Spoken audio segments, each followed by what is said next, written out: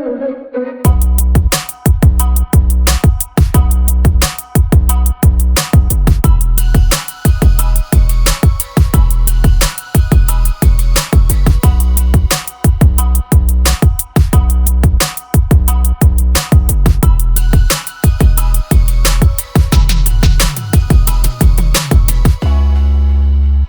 अस्सलाम वालेकुम है CEO एंड को फाउंडर ऑफ गोपी रिसोर्सेज।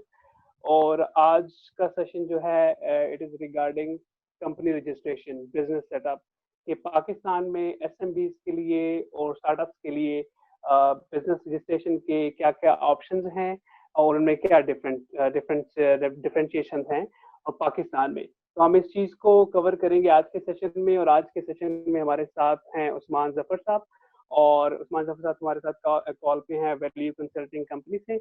वो इंशाल्लाह जैसे ही सेशन को टेक ओवर करते हैं अपना इंट्रोडक्शन देंगे और फिर हम इसको कंटिन्यू करेंगे। सेशन का फ्लो कुछ इस तरह है कि पहले उस्मान साहब प्रेजेंट करेंगे और फिर सेशन के एंड पे हम कुछ क्वेश्चन आंसर रखेंगे। ठीक है, थैंक यू उस्मान साहब, thank you so much for your time, over to you sir. Thank you Afzal, बहुत शुक्रिया। I am sharing my screen. Afzal, could you please enable me to share my screen? आपके पास okay sure, जरूर। Just a moment.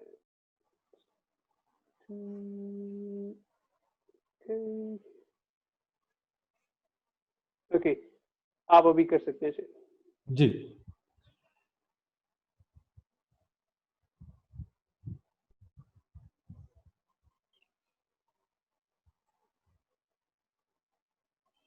Okay.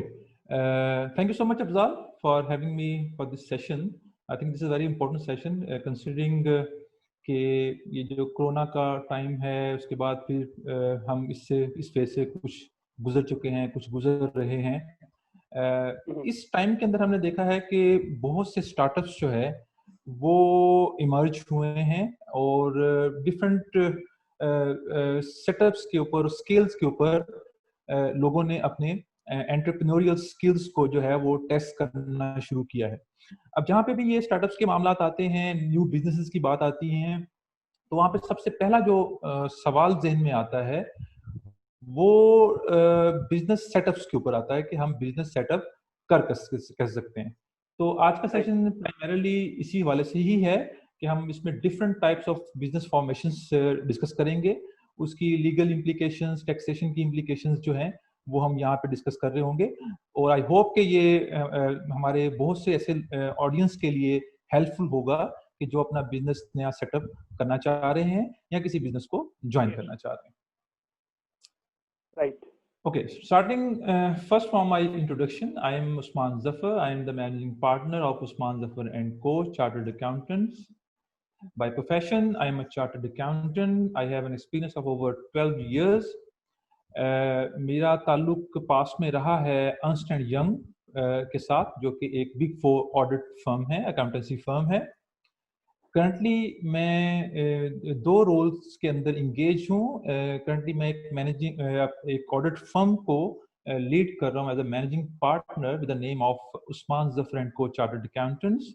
इसके अलावा मैं एक consulting setup को run कर रहा हूँ as a chief executive with the name of value consulting solutions private limited. हमारे इन दोनों सेटअप्स के अंदर हम जो सर्विसेज ऑफर कर रहे होते हैं वो audit assurance, book keeping, tax consulting, financial advisory, business process outsourcing और कॉर्पोरेट और गवर्नेंस के एरियाज हैं जिसके अंदर हम कंसल्टिंग और प्रोफेशनल सर्विसेज हम ऑफर कर रहे होते हैं। With this brief intro, now we come back to the agenda, that is the types of business formations. अच्छा, इसमें कभी भी जब भी हम बिजनेस की बात करते हैं तो बिजनेस की प्राइमरीली 2 टाइप्स होती हैं। एक टाइप बिजनेस की होती है जिसका ऑब्जेक्टिव होता है कि कोई प्रॉफिट कमाया जाए, इसको हम कमर्शियल बिजनेसेस कहते हैं। ठीक है, कमर्शियल ऑर्गेनाइजेशंस होती हैं। और दूसरी टाइप हमारी नॉन कमर्शियल होती है। अच्छा, मेजॉरिटी ऑफ द ऑर्गेनाइजेशंस जिस तरह हम देख रहे होते हैं कि वहाँ पे लोग कमर्शियल इंटेंट के साथ बिजनेस फॉर्म करते हैं। उसके अंदर अब डिफरेंट ब्रांचेस में ये बाइफिकेशन हो जाती है, जो कि डिपेंडिंग अपॉन के किस टाइप का बिजनेस आप शुरू कर रहे हैं, कितना कैपिटल आप लगा रहे हैं, कितने ओनर्स आपके पास होंगे, लाइबिलिटी के क्या मामला आप रखना चाह रहे हैं। इस बेसिस के ऊपर डिफरेंट किस्म की टाइप्स हैं जो कि जिसके अंदर पाकिस्तान में रहते हुए आप एक बिजनेस, कमर्शियल बिजनेस जो है वो ऑपरेट कर सकते हैं। कमर्शियल बिजनेस के अंदर सबसे पहले जो टाइप है वो हमारी सोल प्रोप्राइटरशिप है। सोल प्रोप्राइटरशिप जो है एक नहायत ही सादा एक टाइप है जिसके अंदर कोई एक आदमी, कोई भी आदमी वो अपना बिजनेस आइडिया लेके और अपना कुछ इन्वेस्टमेंट लेके एक बिजनेस फॉर्म कर सकता है। इसके लिए इसको कोई रजिस्ट्रेशन की जरूरत नहीं है एक्सेप्ट फॉर फ्यू बिजनेसेस जहां पे कोई रेगुलेटर की रिक्वायरमेंट है कि आपको लाइसेंस लेना है, तो उसके लिए आपको उस पर्टिकुलर लाइसेंस की या उस चीज की जरूरत पड़ेगी। जैसे फॉर एग्जांपल अगर कोई बंदा चाहता है कि वो अपना फार्मेसी स्टोर बनाए, तो फार्मेसी स्टोर के लिए उसको एक सर्टेन अथॉरिटी की परमिशन चाहिए, जो कि पंजाब हेल्थ कमीशन हो सकता है या कोई और इदारा हो सकता है। तो उसकी परमिशन उसके लाइसेंस के साथ ही वो फार्मेसी ऑपरेट कर सकता है। Same goes with pathological lab या हॉस्पिटल, ठीक है। इसमें उसको किसी गवर्नमेंट अदारे की इस बिजनेस को फॉर्म करने की जरूरत नहीं है, लेकिन क्योंकि उस बिजनेस की नोयत ऐसी होती है कि उस नोयत में रहते हुए उसे कुछ अदारों से लाइसेंस लेना होता है इसको ऑपरेट करने के लिए। तो अगर ऐसी नोयत नहीं है आपकी बिजनेस की, तो आप एक छोटा सा सोल प्रोप्राइटरशिप का सेटअप खड़ा कर सकते हैं जिसमें आप ही ओनर होंगे और उसके नीचे फिर आप फर्दर अपना सेटअप को जिस स्केल पे भी आप बढ़ाना चाहें बढ़ा सकते हैं। हमारे पास नॉर्मली अगर बिजनेस लैंडस्केप देखें पाकिस्तान का और वर्ल्ड वाइड भी, तो सबसे ज्यादा जो तादाद में आपको बिजनेसेस मिलेंगे वो सोल प्रोप्राइटरशिप मिलेंगे। उसकी रीजन कि ये बहुत ही आसान होते हैं इनको स्टार्ट करना, कोई रजिस्ट्रेशन की रिक्वायरमेंट्स नहीं है, बहुत ही इनको उसको स्टार्ट करने के लिए बहुत ही कम पैसा रिक्वायर्ड है, इनके ऊपर जो है बहुत इजीली ये फॉर्म हो जाते हैं और बहुत ही इजीली ये बंद भी हो सकते हैं। तो इस वजह से ये एक बहुत ही पॉपुलर फॉर्म ऑफ बिजनेस है, लेकिन इसके अपने डीमेरिट्स हैं। ऑब्वियसली एक छोटे स्केल को करने के लिए एक अच्छी फॉर्म है, but if you have a bigger scale in your mind, तो फिर ये शायद एक आपके लिए अच्छी ऑप्शन ना हो। दूसरा हमारे लिए जो फॉर्म ऑफ बिजनेस है वो है पार्टनरशिप। ये भी काफी पॉपुलर फॉर्म ऑफ बिजनेस है।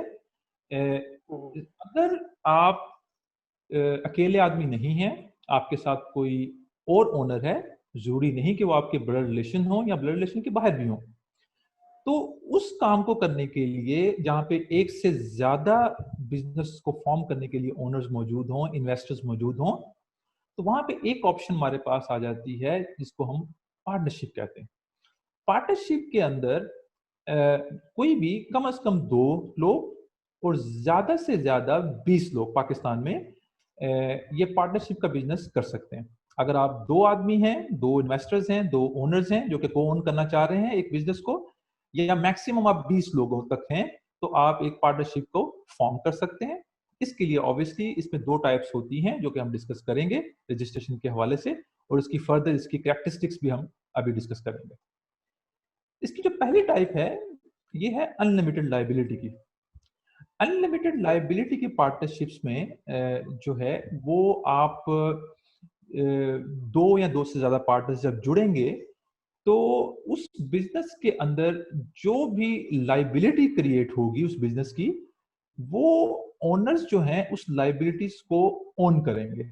ऐसा नहीं हो सकता कि बिजनेस की लाइबिलिटी जो है बिल्कुल सेपरेट हो और ओनर्स की लाइबिलिटी सेपरेट हो, जो कि कुछ फॉर्म ऑफ बिजनेस के अंदर होता है, जो कि हम आगे चल के डिस्कस कर रहे होंगे।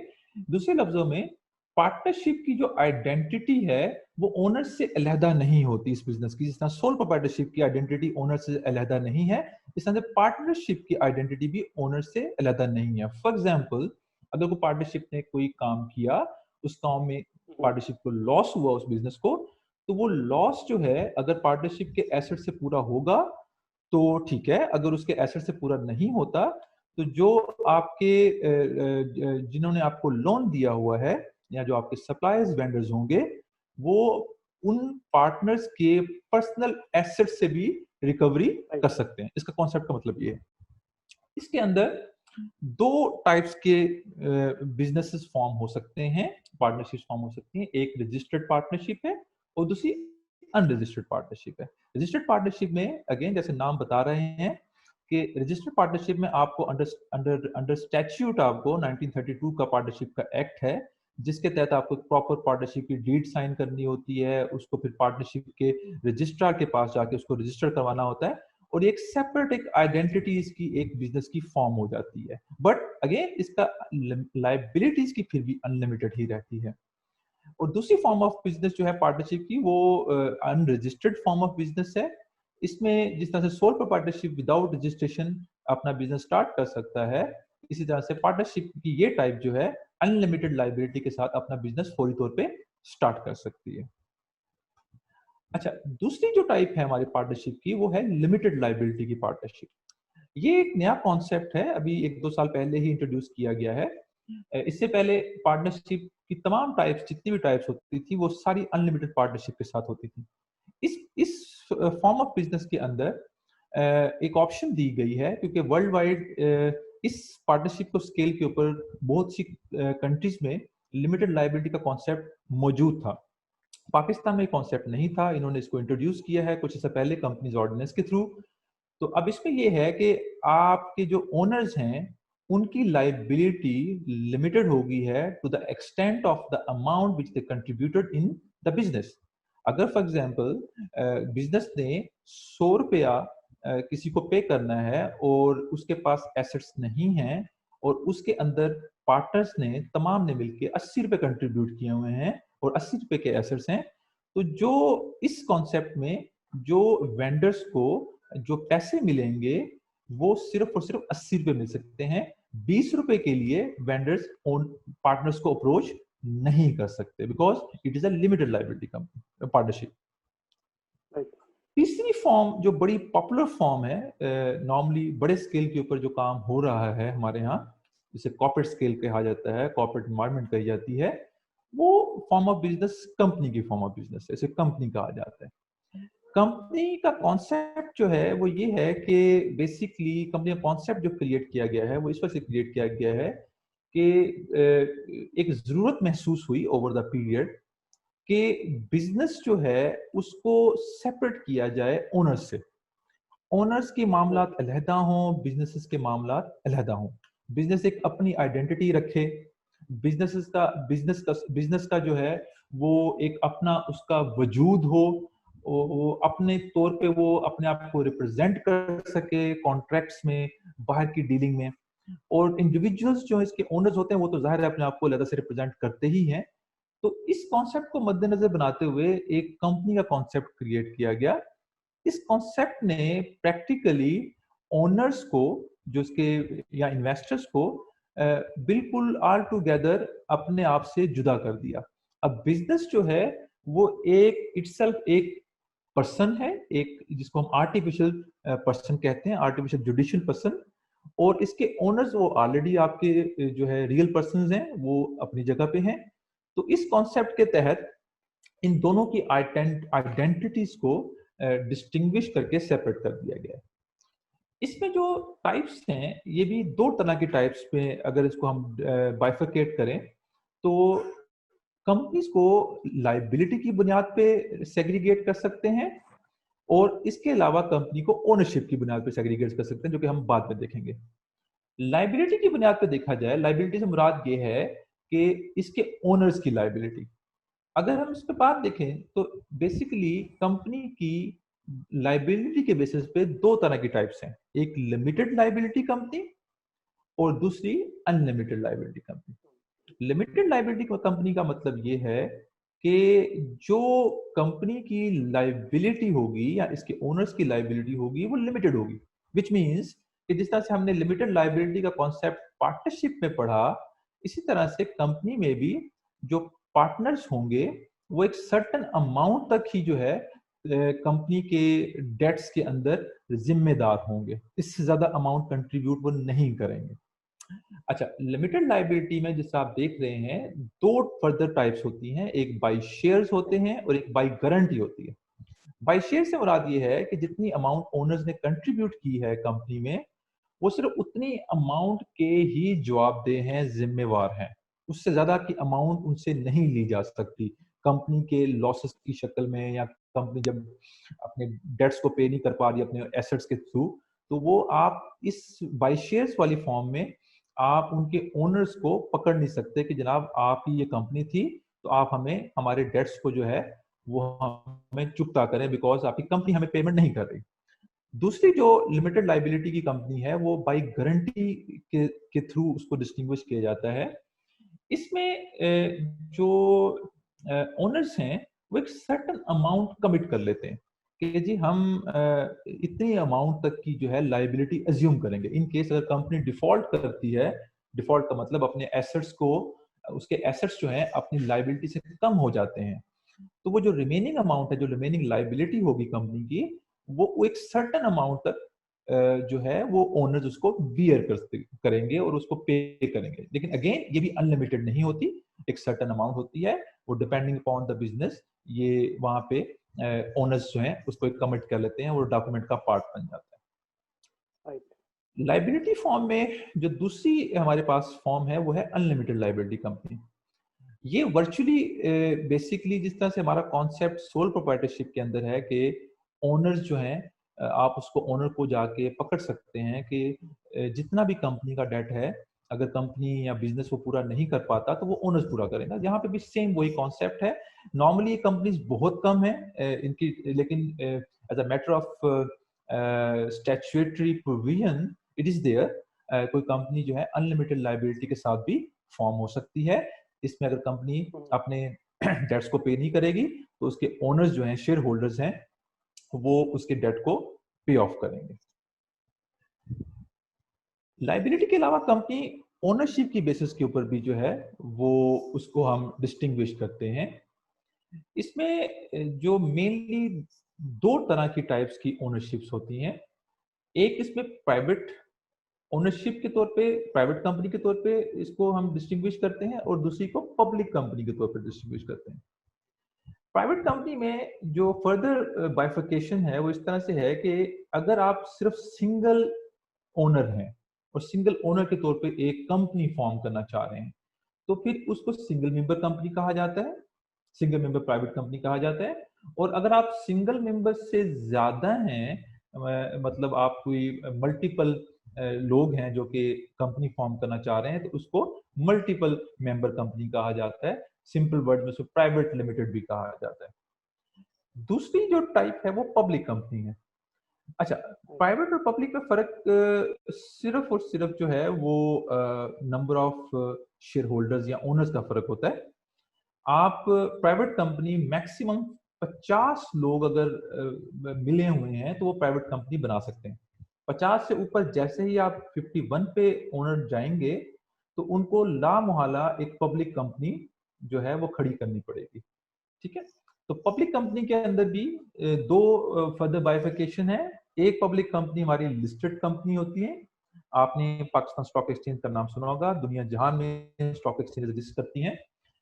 इस कंपनी के बेसिकली शेयर्स जो हैं या इसके ओनरशिप के जो एविडेंसेस जिसे आप कह लें, स्क्रिप्ट्स कह लें, वो ओनरशिप के जो हिस्से हैं वो स्टॉक एक्सचेंज के अंदर ट्रेड होते हैं। इस वजह से इसको लिस्टेड कंपनी कहा जाता है, विच मीन्स कि डेली बेसिस के ऊपर इसकी ओनरशिप चेंज हो सकती है। बहुत ही लिक्विड फॉर्म ऑफ ओनरशिप है इसकी।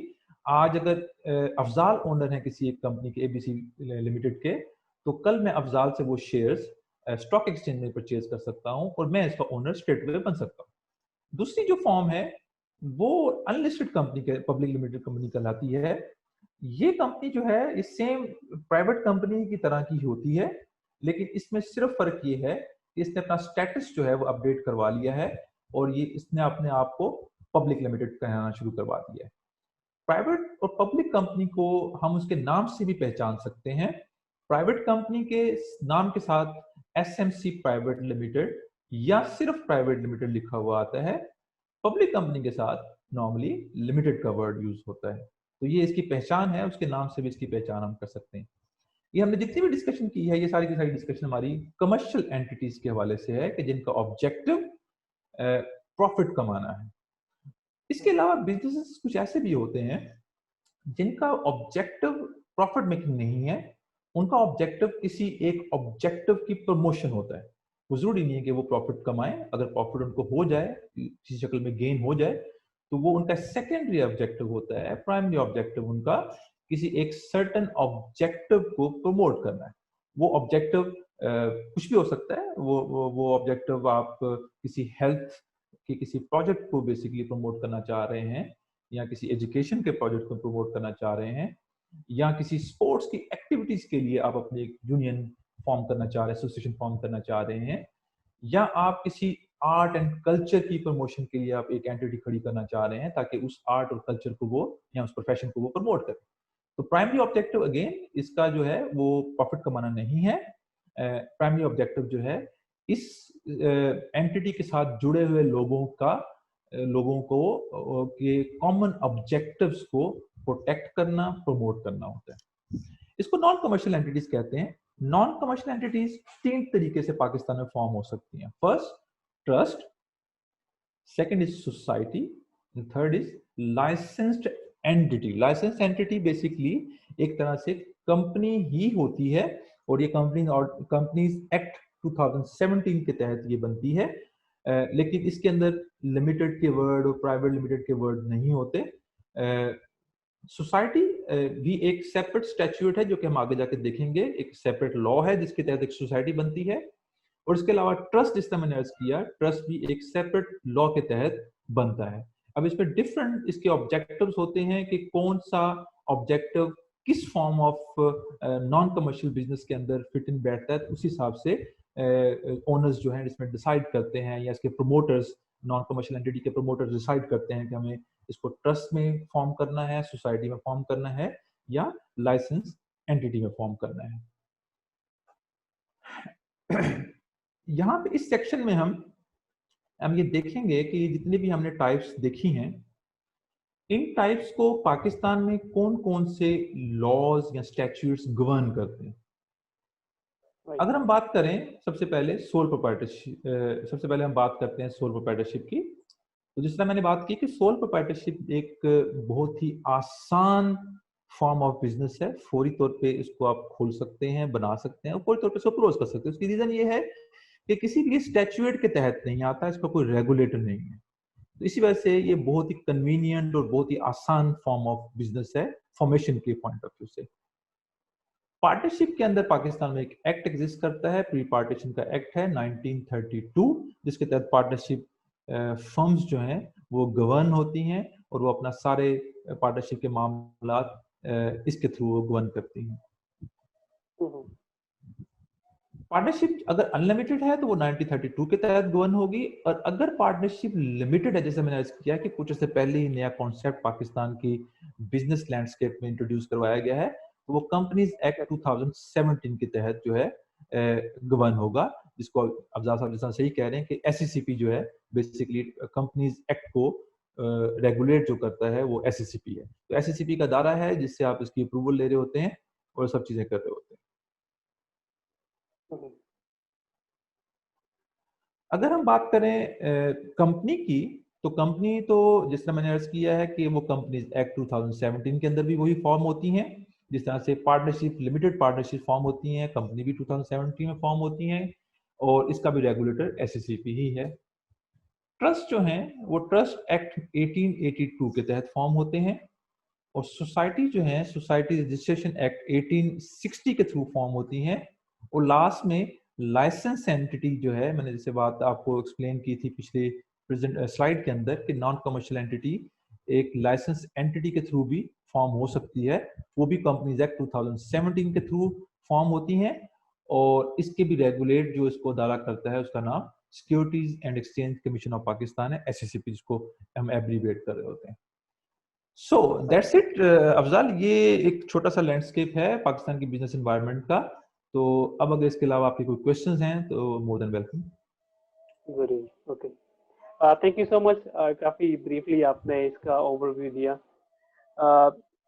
अगर हम इसको थोड़ा सा एड्रेस करना चाहें इस क्वेश्चन को कि जो हमारे स्टार्टअप्स हैं या SMBs हैं, तो वो कौन से की पॉइंट्स है। सबसे पहले तो हम ये देखेंगे कि उनको अपना बिजनेस जो है वो क्यों रजिस्टर कराना चाहिए, ठीक है।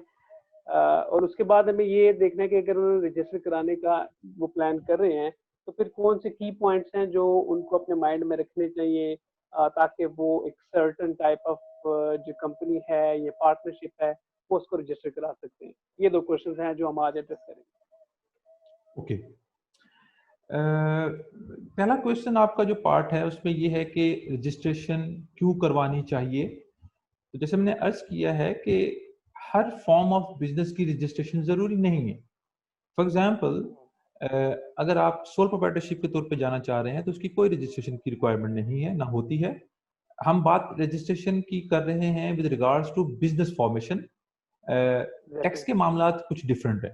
टैक्स के लिए तो हर बिजनेस को रजिस्ट्रेशन करवानी है, इवन कि इंडिविजुअल्स को भी करवानी है। जो बिजनेस नहीं भी चला रहे, सैलरीड इंडिविजुअल्स हैं, वो भी अपने आप को बेसिकली उनका भी एक एनटीएन नंबर जनरेट हो जाता है, वो भी रजिस्टर्ड ऑटोमेटिकली हो जाते हैं बाय डिफॉल्ट। तो टैक्स के मामला अलग हैं। अगर बिजनेस फॉर्मेशन के पॉइंट ऑफ व्यू से हम बात कर रहे हैं तो यहाँ पे आपको सोल प्रोवाइडर को अपने आप को रजिस्टर्ड करवाने की बिजनेस फॉर्मेशन के पॉइंट ऑफ व्यू से जरूरत नहीं है, बाकी एंटिटीज को है। अब अगर फॉर एग्जांपल, अब क्वेश्चन यहाँ पे ये होना चाहिए कि क्या मुझे सोल प्रोप्राइटर के तौर पे जाना चाहिए, पार्टनरशिप के तौर पे जाना चाहिए, या कंपनी के तौर पे जाना चाहिए। अब सवाल ये बनता है, ये तो चीज क्लियर है कि रजिस्ट्रेशन किसको करवानी है, किसको नहीं करवानी, मैंने प्रेजेंटेशन में भी अर्ज किया है। लेकिन सवाल ये बनता है कि किस फॉर्म ऑफ बिजनेस को ऑप्ट करना चाहिए। अच्छा, इसमें जैसे मैंने कहा है कि बहुत से फैक्टर्स हैं। नंबर 1, आप किस स्केल पे काम करना चाह रहे हैं। अगर आप किसी बड़े स्केल पे काम करना चाह रहे हैं तो आपको सबसे पहली चॉइस आपकी कंपनी होनी चाहिए। और अगर कंपनी की चॉइस आपकी नहीं बनती तो आप पार्टनरशिप के तौर पे भी जा सकते हैं। लेकिन बड़ा स्केल नॉर्मली सोल प्रोप्राइटरशिप में बहुत ही कम देखा गया है, वो फिजिबल नहीं होता कि सोल प्रोप्राइटरशिप एक बड़े स्केल को मैनेज कर सके। इसी तरह से अगर आप चाहते हैं, अगर डिसीजन आप ये लेते हैं कि मैं अपनी लाइबिलिटी जो है कोई ऐसा फॉर्म ढूंढूं कि जिसमें मेरी लाइबिलिटी जो है वो लिमिटेड रहे, मतलब मेरा बिजनेस के अंदर अगर कोई फॉर एग्जाम्पल डिफॉल्ट हो जाए तो मेरे जो क्रेडिटर्स, मेरे जो जिन्होंने मुझे लोन दिया हुआ है या जो मेरे वेंडर्स हैं, वो मुझे आके मेरी प्रॉपर्टीज को ना बेचें, मुझे आके ना पकड़ें। तो तब आपको इस ऑब्जेक्टिव के लिए आपको या तो लिमिटेड लाइबिलिटी पार्टनरशिप में जाना चाहिए, और या फिर आपको कंपनी फॉर्म करनी चाहिए, लिमिटेड लाइबिलिटी कंपनी फॉर्म करनी चाहिए। अगेन, इस काम के लिए आपको सोल प्रोप्राइटरशिप या अनलिमिटेड लाइबिलिटी पार्टनरशिप आपको सूट नहीं करेगी। तीसरा, अगर पर्सपेक्टिव ये लें कि जी मेरे पास इन्वेस्टर मैं अकेला ही हूं, ठीक है, मैं अकेला ही आदमी हूं और मेरे साथ कोई ओनर नहीं है या मैं किसी को अपने साथ मिलाना नहीं चाहता, तो अगेन इसके लिए पार्टनरशिप का ऑप्शन ही नहीं होता आपके लिए, क्योंकि पार्टनरशिप को फॉर्म करने के लिए कम से कम 2 बंदे चाहिए। तो पार्टनरशिप तो आपका बिल्कुल ही जो है वो खत्म हो गया ऑप्शन। ऑप्शन इसके लिए फिर सिर्फ 2 ही बच जाते हैं, या तो आप एक सिंगल मेंबर कंपनी बना लेंगे और या फिर आप सोल प्रोप्राइटरशिप में जाएंगे। चौथा पर्सपेक्टिव ये हो सकता है कि अगर मैं मेरे पास हम लोग जो ओनर्स हैं या पार्टनर्स हैं, वो उनका वो इतने नंबर ऑफ पर्सन्स हैं, तो उस पर्सपेक्टिव में भी आप डिसीजन ले सकते हैं। फॉर एग्जांपल, अगर कोई कहता है जी हम 51 पार्टनर्स हैं, ओनर्स हैं बिजनेस के, तो आपके पास कोई और ऑप्शन नहीं रहती सिवाय पब्लिक लिमिटेड कंपनी के। इसी तरह से अगर आप कहते हैं कि मेरे पास 21 बंदे हैं कम से कम, इससे ज्यादा हैं या 21 हैं, तो आपके पास ऑप्शन सिर्फ 2 रह जाती हैं, जो कि प्राइवेट लिमिटेड कंपनी और पब्लिक लिमिटेड कंपनी। अच्छा, अगर आप कहते हैं कि जी मैं अकेला ही आदमी हूं, तब आपके पास बेतहाशा ऑप्शंस हैं। आप सिंगल मेंबर कंपनी भी बना सकते हैं, आप सोल प्रोप्राइटरशिप भी बना सकते हैं, ठीक है।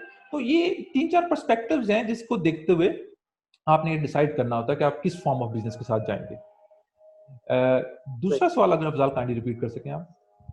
जी, अच्छा, तो पहले क्वेश्चन में मेनली जो मेन रीजन मुझे समझ आई है वो यही है कि अगर आप जो अपनी लाइबिलिटी है कंपनी की या अपने काम की, उसको अपनी पर्सनल प्रॉपर्टी से सेपरेट रखना चाहते हैं, उसको रिस्ट्रिक्ट करना चाहते हैं, तो आपके लिए बेस्ट ऑप्शन है कि you go for some registration, कि आप उसमें एलएलपी कर लें या एसएमसी बना लें, सिंगल मेंबर कंपनी बना लें, या कोई प्राइवेट लिमिटेड कंपनी आप वो कर सकते हैं। Okay okay perfect. अच्छा, दूसरा क्वेश्चन ये था कि जो एसएमबीज हैं या स्टार्टअप्स हैं, वो अगर डिसाइड करना चाह रहे हैं, वो डिसाइड करते हैं कि हमें रजिस्टर कराना चाहिए अपने आप, तो जब वो रजिस्ट्रेशन में जाते हैं तो ऐसी कौन से की पॉइंट्स उनको अपने माइंड में रखने चाहिए ताकि वो एक तो उनकी जो रिक्वायरमेंट है वो भी उनकी नीड के अकॉर्डिंगली हो, और सेकेंडली जो कंपनी टाइप है वो अकॉर्डिंगली उनकी सिलेक्ट हो सके।